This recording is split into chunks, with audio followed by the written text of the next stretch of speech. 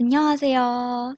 여러분과 함께 오늘 과학 수업을 진행하게 될 지구과학교과 안예솔 선생님이라고 합니다. 네, 이렇게 우리 온라인 수업으로 여러분들을 만나게 되었는데 여러분 직접 얼굴도 보지 못하고 온라인 수업으로 수업을 진행해야 한다는 게 굉장히 너무 아쉽기도 하고 속상하기도 하고 한데요. 이렇게 아쉬운 만큼 오늘 수업 열심히 준비했으니까 여러분도 제 수업 재밌게 들어주셨으면 좋겠어요. 자, 오늘은 선생님과 함께 직권의 변화와 판의 운동이라는 단원에 대해서 함께 공부해 볼 거예요. 자, 우선 지난 시간에 어떤 내용을 배웠는지부터 간단하게 복습해 보도록 할게요.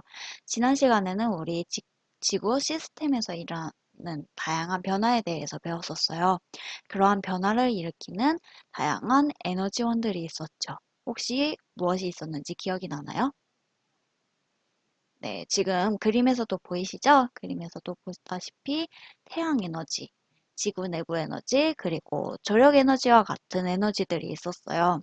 이러한 에너지들이 지구에 다양한 변화를 일으키게 됐고, 그 결과 다양한 물질의 순환들이 일어나게 되었는데요. 어떠한 물질의 순환이 있었을까요? 네, 지난 시간에 배운 것으로는 물의 순환, 그리고 암석의 순환, 또 탄소의 순환과 같은 물질의 순환에 대해서 배워봤을 거예요. 자, 오늘은 그 다양한 에너지 중에서도 특히 지구 내부 에너지가 원인이 되어서 나타나는 다양한 직권의 변화, 직권의 순환에 대해서 조금 더 자세하게 알아보도록 할 거예요. 그래서 오늘의 학습 목표는 다음과 같아요. 직권의 변화를 판구조론적 관점에서 해석할 수 있는 것인데요. 우리가 직권의 변화를 충분히 이해하기 위해서는 판구조론이라는 이론에 대해서 잘 알고 있어야 해요. 그래서 오늘 수업에서는 판구조론이라는 것에 대해서 조금 더 구체적으로 알아볼 거예요. 자, 방금 전에 선생님이 지구 내부 에너지에 의해서 다양한 직권의 변화가 일어난다고 했죠.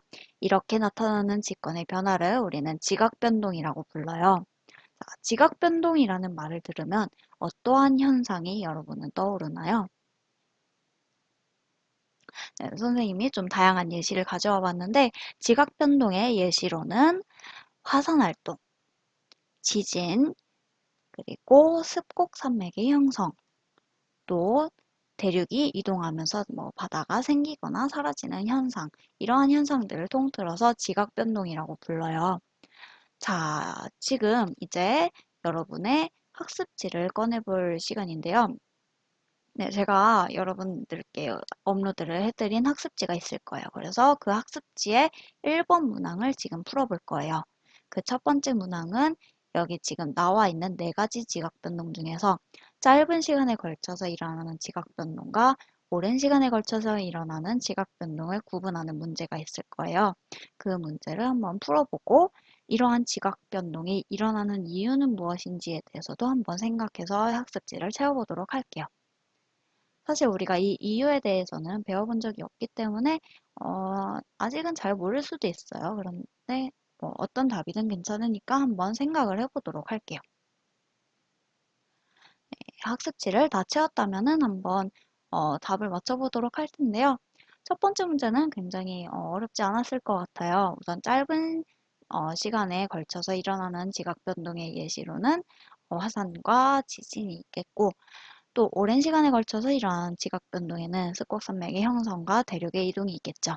실제로 우리가 그 인생을 살면서 100년 정도를 살면서 습곡산맥이 형성되고 그리고 대륙이 이동하고 이러한 현상을 볼 수는 없죠. 인간의 수명보다 훨씬 더 긴 세월 동안에 일어나는 일들이 바로 이 습곡산맥의 형성과 뭐 대륙의 이동과 같은 현상일 텐데요. 우리가 지각 변동이라는 말을 들으면 어떤 화산이나 지진 같은 단기간에 일어나는 현상들만을 떠올릴 수가 있는데 그뿐만 아니라 아래 나와 있는 굉장히 오랜 시간에 걸쳐서 일어나는 변동까지도 지각 변동에 해당한다라는 것을 여기서 아셨으면 좋겠어요. 자, 지각 변동이 일어나는 이유에 대해서는 사실 그 오늘 수업을 모두 다 들으면은 여러분이 알 수 있을 테니까 수업 끝까지 들어줬으면 좋겠습니다. 자, 그래서 선생님이 이제 지각 변동의 예시로 습곡 산맥의 형성이라는 거를 이야기를 했죠. 이처럼 지각 변동이 이제 화산이나 지진 같은 현상도 포함을 하지만 또 다양한 지형을 전 세계에 만들어내기도 해요. 이러한 지각 변동으로 인해서 만들어지는 지형에는 어떤 것들이 있을까요? 그것에 대해서 선생님이 여러분과 함께 알아보기 위해서 구글 지도를 한번 활용을 해볼 거예요. 여러분은 구글 지도를 이용을 해본 적이 있나요? 사실 이게 떤 세계 여행을 많이 다니게 되면 구글 지도를 굉장히 많이 이용하게 되는데요. 이 구글 지도가 굉장히 뭐 지하철역이 어디 있는지 아니면 어떤 랜드마크가 어디 있는지 이런 걸 상세하게 알려주고 있어서 여행할 때 쓰기가 굉장히 좋아요. 자, 그런데 이 지도에서 왼쪽 아래 위성 버튼 보이시죠? 이 위성 버튼을 누르게 되면은 지도가 위성 모드로 바뀌게 되면서 이제 다양한 여러 가지 지형들도 우리가 볼 수가 있게 되는데요. 이거를 조금 더 축소를 해볼게요. 축소를 해보면 우리나라 한반도를 볼 수가 있죠. 자, 이 지도에서 여러 가지 지형을 보실 수가 있게 되는데요. 선생님이 이제 마우스로 볼 텐데 이렇게 황해와 같이 네, 굉장히 밝은 색으로 표현되어 있는 바다, 그리고 동해와 같이 어두운 색으로 표현되어 있는 바다. 이 색깔은 이 지형의 깊이를 의미를 하겠죠. 그래서 황해는 굉장히 얕은 바다구나. 뭐 동해는 깊은 바다고, 일본을 따라서 굉장히 깊은 어떤 골짜기와 같은 지형이 나타나겠구나. 이런 걸 우리가 지도를 해석을 해낼 수가 있을 거예요. 자, 그래서 이 구글 지도를 이용을 해서 다양한 지형들에 대해서 우리가 찾아볼 거예요. 이렇게 더 축소를 해서 전 세계 지도를 한번 이렇게 가져와 보았는데, 선생님이 여기서 문제 하나 내볼게요. 세계에서 가장 높은 산이 어디인지 아나요? 네, 모두가 알고 있을 거라 생각해요. 바로 에베레스트 산이죠. 에베레스트 산은 바로 여기 인도와 중국 사이에 위치하고 있어요. 조금 더 자세히 보게 되면 인도와 아시아 대륙을 따라서 이렇게 선생님이 마우스로 그려보듯이 쭉 산맥이 길게 이루어져 있는 것을 알 수가 있고, 이 산맥이 여러분이 모두 아는 히말라야 산맥이겠죠. 그리고 그 중에서도 가장 높은 산이 바로 여기 빨간색으로 표시된 에베레스트 산이라는 것을 이제 모두가 알고 있을 겁니다. 자, 다음 문제. 세상에서 가장 깊은 바다는 혹시 어디인지 아나요? 네, 바로 마리아나 해구죠. 마리아나 해구는 여기 서태평양에 위치하고 있는데요. 역시 확대해서 봐볼게요. 여기도 마찬가지로 일자선을 따라서 네, 일자선을 따라서 이렇게 쭉 마리아나 해구가 위치하고 있는 것을 볼 수가 있는데요. 굉장히 그 짙은 색임을보아 엄청 깊은 지형임을 알 수가 있겠네요. 그래서 이 단면도를 보게 되면은 이렇게 다음과 같이 V자의 골짜기 형태로 마리아나 해구가 나타나는 것을 알 수가 있는데요. 그 가장 깊은 곳은 11,035m까지 이제 내려간다고 하니까 엄청나게 깊은 지형이라고 할 수가 있겠네요. 자, 또 선생님이 문제 하나를 더 내볼게요. 세상에서 가장 긴 산맥은 혹시 어디인지 알고 있나요? 이거는 아마 모르는 친구들이 많을 수도 있을 것 같은데, 이 가장 세상에서 긴 산맥은 사실 육지에 있는 것이 아니라 바다 아래에 위치하고 있어요. 바로 여기 대서양에 있는데요. 대서양 중앙 해령이라고 하는 남북 방향을 따라서 쭉 이렇게 길게 이어진 산맥이 바다 아래에 분포하고 있어요. 그래서 대서양 중앙 해령이라는 이름을 가진 산맥인데요. 바닷물을 모두 드러내 본다면 대서양 아래 바다는 이렇게 쭉 산맥이 이어져 있는 것을 아실 수가 있을 거예요. 자, 선생님이 세 가지 지형을 여러분께 보여드렸어요. 이러한 세 가지 지형들은 앞서 이야기했던 지각 변동의 결과로 만들어진 지형인데요. 사실 이러한 산이나 어떤 깊은 바다나 만들어지려면 엄청나게 큰 힘이 필요할 거예요. 엄청나게 거대한 지형을 만들기 위해서는 많은 힘이 필요할 텐데, 대체 이러한 지형들은 어떠한 힘에 의해서 그리고 어떠한 작용에 의해서 생기게 되는 걸까요? 혹시 궁금했던 적이 없었나요? 있었나요? 네. 자, 그래서 이러한 지형들이 대체 어떻게 만들어졌을까? 네, 생각을 해볼 수가 있을 텐데 사실 선생님이 보여준 이 세 가지의 지형은 모두 하나의 공통점이 있어요. 바로 판의 경계면에 위치한다는 건데요. 지금 지도가 조금 바뀌었죠. 아메리카 대륙이 원래 왼쪽에 있다가 지금 지도에서는 오른쪽에 갔는데 그 점 참고하셔서 지도를 보시면 되겠고요. 선생님이 이제 판의 경계에 다음과 같은 지형들이 존재를 한다고 했는데 우리가 지구를 딱 봤을 때는 이 지구가 하나의 덩어리로 이루어져 있는 것처럼 보이죠. 지구의 표면이 하나의 덩어리로 이루어져 있는 것처럼 보이지만 사실 이 지구의 표면은 여러 개의 조각들로 나뉘어져 있어요. 그 조각들이 지금 지도에서 보이는 조각들인데요. 그래서 이 조각들은 굉장히 얇고 또 넓기 때문에 판자와 같은 모양이다 해서 판이라는 이름으로 부르게 돼요. 그래서 그 아까 보았던 히말라야 산맥, 그리고 마리안 해구, 또 대서양 중앙 해령과 같은 다양한 특징적인 지형들이 판의 경계 위에 위치하고 있다는 것을 알 수가 있어요. 이처럼 판의 경계에서는 다양한 지각 변동이 일어나고 이로 인해서 다양한 지형이 만들어지기도 하는데요. 오늘 우리가 직권의 변화에 대해서 배운다고 했었죠. 그래서 이러한 다양한 직권의 변화가 일어나고 있는 판에 대해서 알아야 우리가 오늘 배워야 할 내용에 대해서 정확히 알 수 있을 거예요.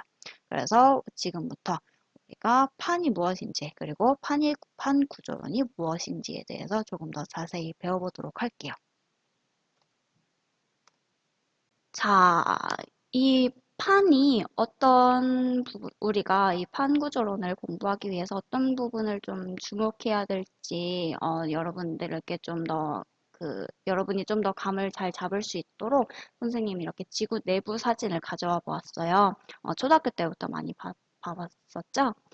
자, 이 지구의 반지름의 길이는 6,400km예요. 그 중에서도 가장 많은 부피를 차지하고 있는 멘틀은 3,000km의 길이를 가지고 있는데요. 그 중에서 우리는 정말 제일 꼭대기 400km 부분의 지점을 보게 될 거예요. 이 지역은 이제 지각과 상부 멘트를 포함하고 있는 그 구역이겠죠. 그래서 이 부분에 대한 모식도를 오른쪽 그림에 나타내게 되었는데요. 이 그림에 대해서 우리 조금 더 자세히 살펴보도록 할게요. 자, 이 그림에서는 방금 전에 선생님이 이야기했듯이 지각 부분과 상부 멘틀 부분으로 이루어져 있어요. 자, 그런데 조금 더 자세히 보면은 지각의 경우 두 가지 지각으로 나뉘어져 있는데 무엇일까요? 네, 그림에서 볼 수 있듯이 바로 대륙 지각과 해양 지각으로 나뉘어져 있어요. 근데 이 대륙 지각과 해양 지각에 조금 모양의 차이가 있는 게 보이시죠? 그래서 대륙 지각의 경우 대륙 그 지각의 두께가 해양 지각에 비해서 훨씬 더 두껍게 나타나고 해양 지각의 경우 대륙 지각에 비해서 훨씬 더 얇다는 것을 알 수가 있어요. 또 하나의 특징이 더 있는데 대륙 지각의 경우 해양 지각에 비해서 밀도가 훨씬 낮고 해양 지각이 대륙 지각에 비해서 밀도가 훨씬 높아요. 자, 해양 지각이 대륙 지각보다 밀도가 높다라는 말은 해양 지각이랑 대륙 지각 중에 어느 지각이 더 무겁다는 이야기일까요? 네, 바로 해양 지각이 더 무겁다는 이야기겠죠. 자, 그래서 해양 지각이 대륙 지각보다 더 무겁구나 라는 사실을 기억을 해두고 넘어가면 좋겠어요. 자, 다음으로 멘틀 부분을 볼게요. 멘틀 부분도 역시 두 부분으로 나뉘는 것을 확인을 하실 수가 있을 텐데요. 이렇게 약 대략적인 수치로 100km 정도 부분을 기준으로 이렇게 두 부분으로 나뉘게 돼요. 이 두 부분으로 나뉘는 이유는 이 두 개의 멘틀 사이에 약간의 물성 차이가 존재하기 때문인데요. 우선 위쪽에 있는 부분의 경우 지각들과 마찬가지로 고체 상태의 물성을 띠고 있어요. 반면에 100km에서 400km 부근의 영역에서는 이 멘틀이 일부분이 녹아 있어요. 그래가지고 이게 완전히 고체라고 할 수 없는, 그렇다고 완전히 액체라고도 할 수 없지만, 그래도 그 위에 있는 위쪽의 멘틀에 비해서 훨씬 유동적이다, 유동성을 띠고 있다라는 특징으로 기억을 해두시면 될 것 같아요. 비유를 하자면 약간 젤리 같은 어, 형태를 띠고 있다고 생각을 하시면 좋을 것 같네요. 자, 그래서 이렇게 분류를 해 보았는데요. 우리는 여기에서 지각과 멘틀 윗부분을 포함한 지역을 바로 암석권이라고 이야기를 할 거예요. 아까 여기가 모두 다 고체로 이루어져 있다고 했죠. 그래서 아, 딱딱한 부분이니까 암석이구나, 암석권이구나 이렇게 생각을 하시면 될 것 같고 그 아래에 있는 약간의 녹아 있는 지역은 연약권이라고 부를 거예요. 아, 굉장히 연약한 부분이구나. 그러니까 연약권이구나 이렇게 생각을 하시면 될 것 같아요.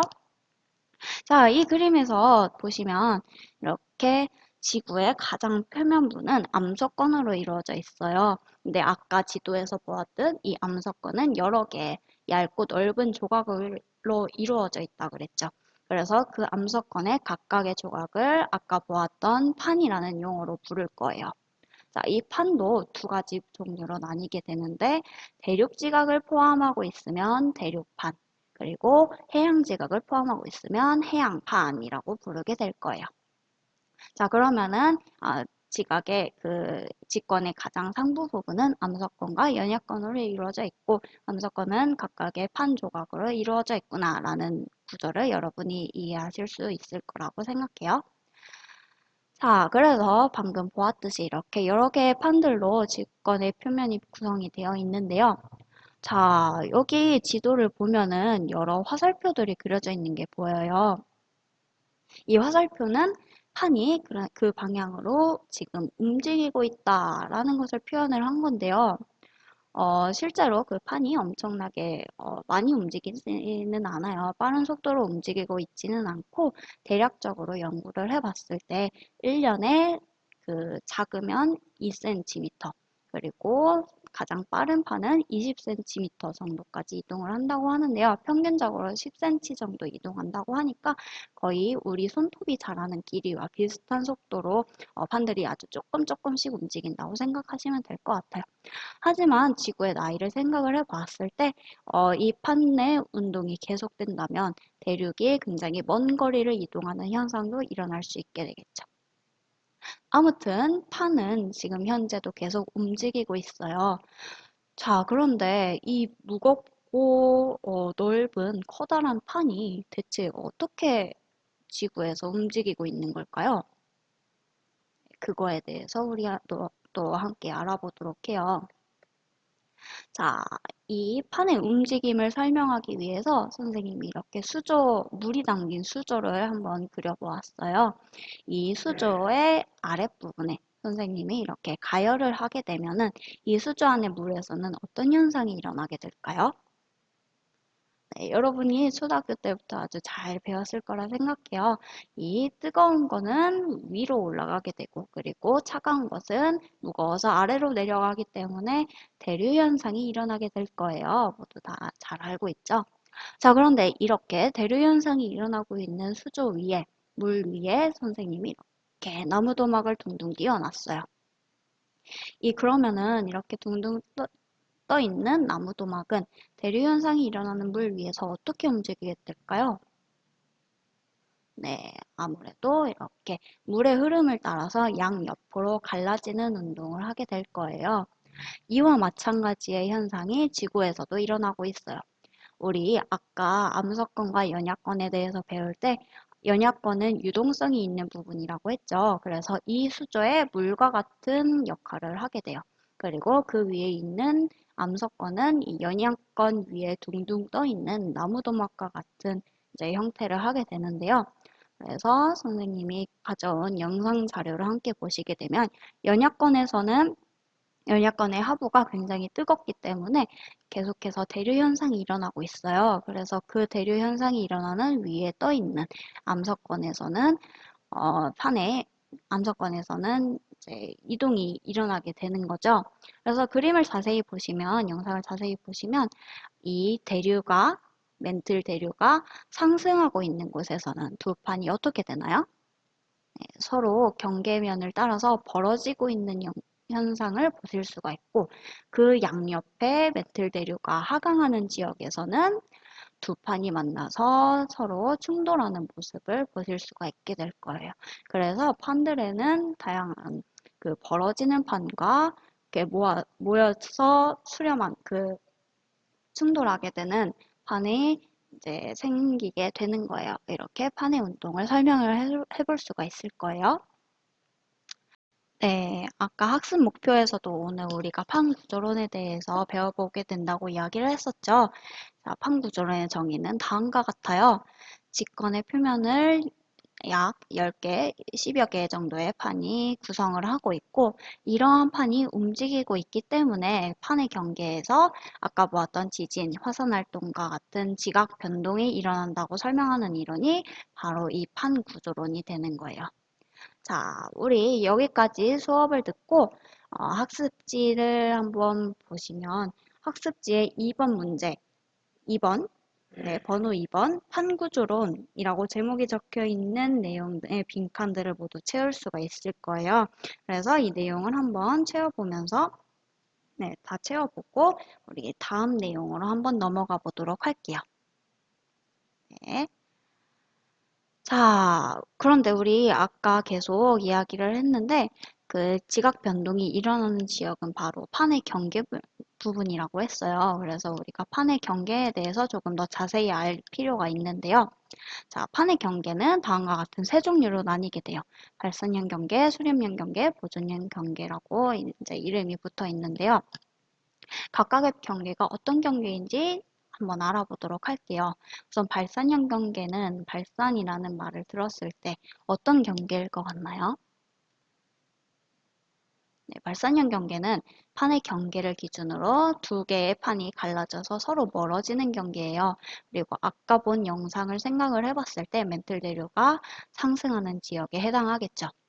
수렴형 경계는 발산형 경계와 반대로 판과 판이 서로 만나서 충돌하는 경계예요. 네, 수렴이라는 이름에서 아무래도 짐작이 될 수가 있겠죠. 자, 그래서 아까 본 영상대로 마찬가지로 이제 멘틀 대류가 항항하는 지역이라고 생각을 할 수가 있겠어요. 자, 이 발산형 경계의 경우에는 판과 판이 서로 멀어진다 그랬죠. 그 멀어진 곳을 채우기 위해서 멘틀 물질이 올라와서 새로운 지각을 형성하게 돼요. 그래서 발산형 경계는 새로운 판이 형성되는 지역이라고도 생각을 해볼 수가 있겠고요. 수렴형 경계는 반대로 두 팔이 충돌해서 판이 사라지는 경계라고 볼 수가 있어요. 네, 지구의 면적은 항상 일정하기 때문에 발생형 경계에서 판이 생성되면 수렴형 경계에서는 판이 사라지는 지점이구나 이렇게 생각을 하시면 될 것 같아요. 자, 다음으로 보준형 경계는 판이 생성되지도 사라지지도 않고 서로 이동하면서 스쳐 지나가는 경계라고 생각을 하시면 돼요. 자, 그러면은 각각의 경계에 대해서 조금 더 구체적으로 특성을 알아보도록 합시다. 발산형 경계는 아까 양옆으로 멀어지는 경계라고 했었죠. 그림은 다음과 같이 그릴 수가 있겠고요. 이 지역에서는 어떠한 지각 변동이 일어나게 될까요?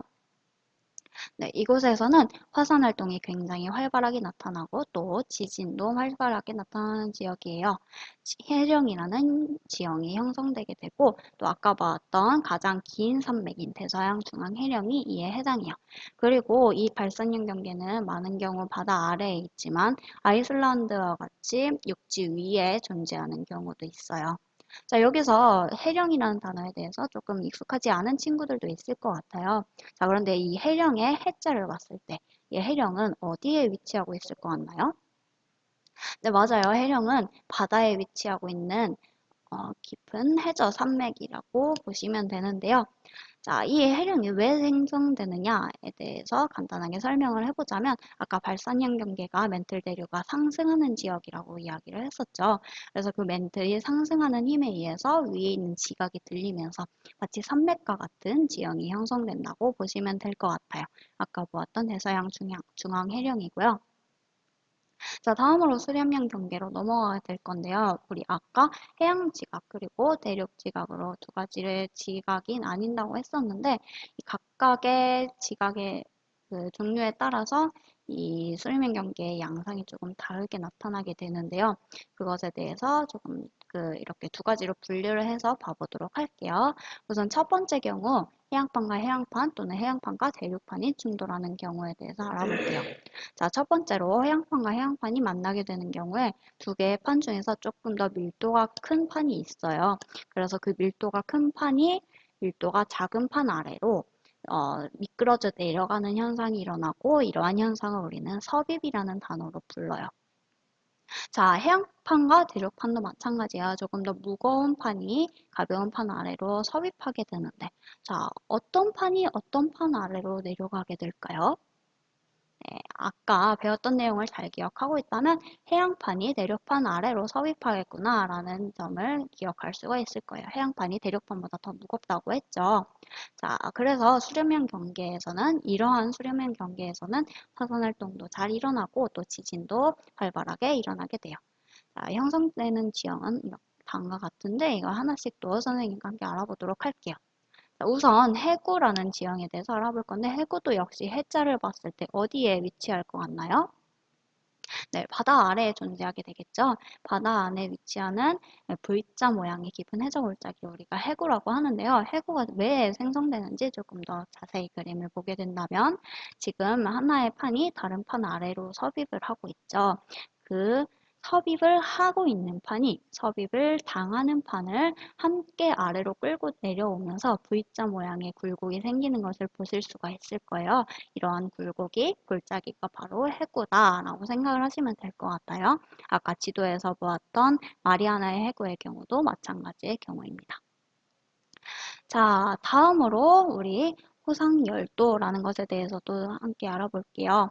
호상열도가 말이 굉장히 어려운데 이 호가 활호자를 썼어요. 우리가 활을 생각하면 어떻게 생겼죠?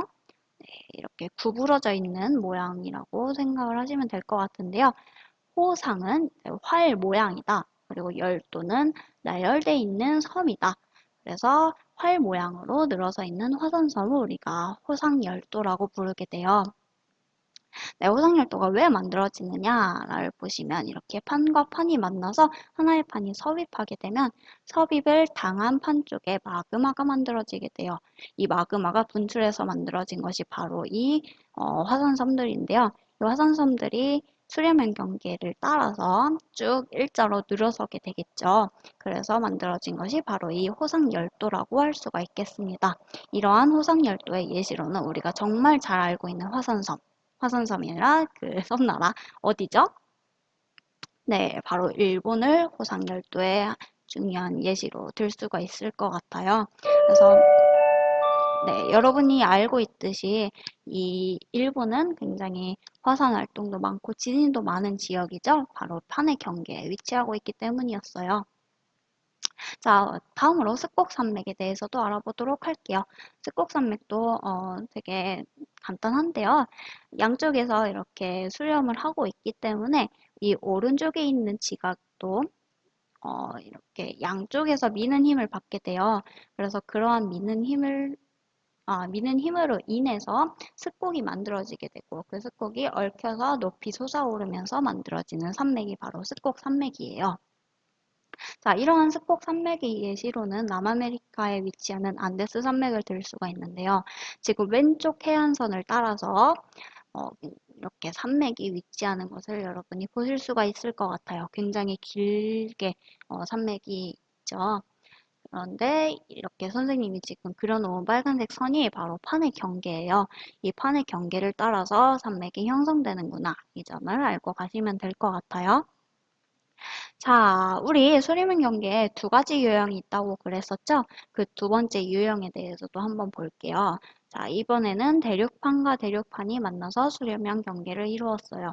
자, 그럴 경우에는 아까는 하나의 판이 다른 판보다 무거워서 그 판 아래로 내려가는 섭입 현상이 일어나게 되었는데 대륙판과 대륙판의 경우에는 사실 밀도가 그렇게 크게 다르지가 않아요.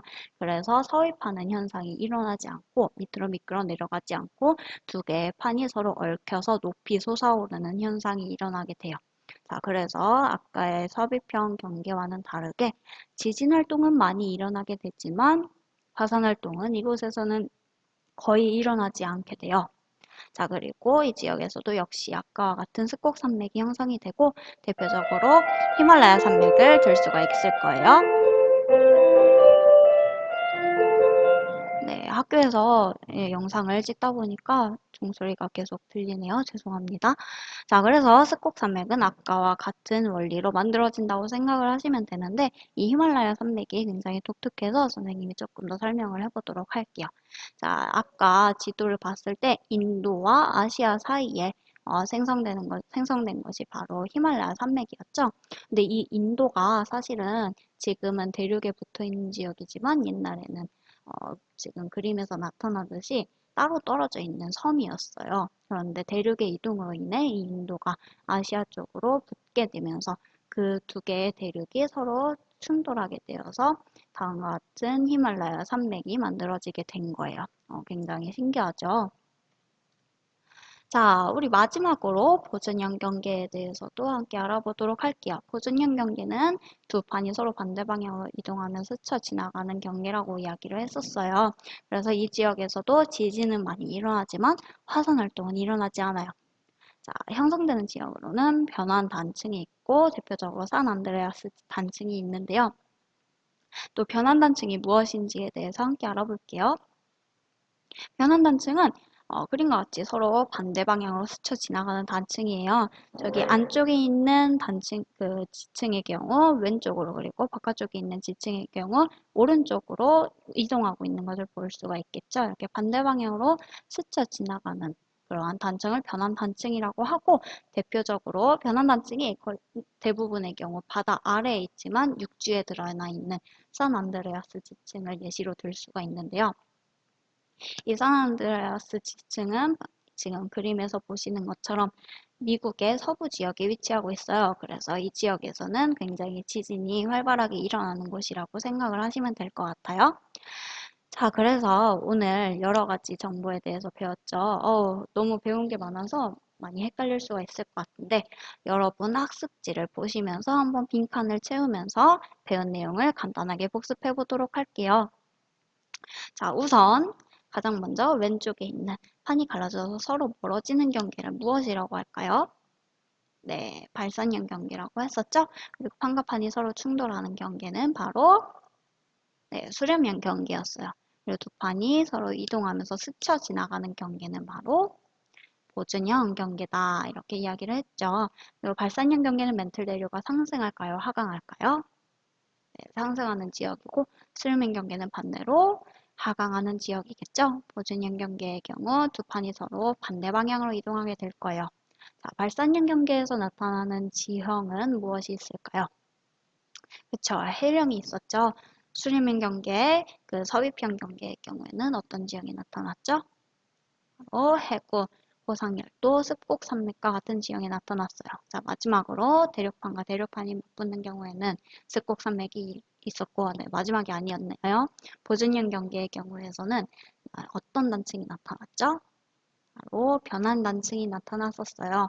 이렇게 학습지 빈칸을 채워보면서 오늘 수업을 마무리해 보도록 할게요. 자, 다시 지도를 보게 되면은 우리가 배웠던 세 가지 경계가 이렇게 지도에서 나타나는 것을 볼 수가 있어요. 선생님이 수업을 마치면서 여러분께 하나의 숙제를 내드릴 건데요. 선생님이 수업 맨 처음에 구글 지도를 이렇게 여러분께 보여드렸던 게 기억이 나나요? 그래서 그 구글 지도를 활용한 숙제가 나갈 겁니다. 그래서 구글 지도에서 지금 여러분이 보고 계시는 이 지도가 교과서 129페이지에도 똑같이 나와 있어요. 그래서 이 판의 경계 지도를 참고를 해서 직접 구글 지도에서 판의 경계 지역을 찾아서 그 지역에서 어떠한 지형이 나타나고 있는지에 대해서 학습지에 한번 기입을 해보시면 되는 간단한 숙제입니다. 네, 지금까지 모두 수업 듣느라 고생 많았어요.